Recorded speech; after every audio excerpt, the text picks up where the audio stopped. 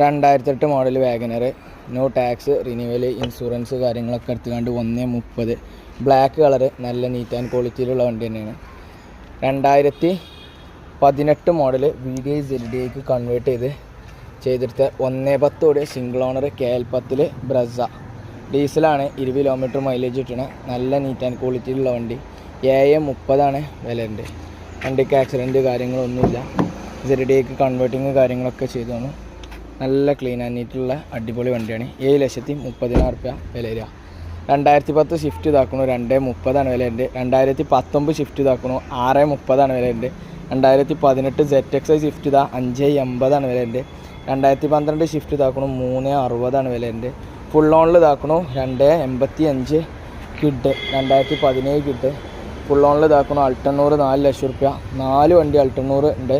4 ലക്ഷം റുപ്യ full on ചെയ്ത് തരാൻ പറ്റും. 2021 10,000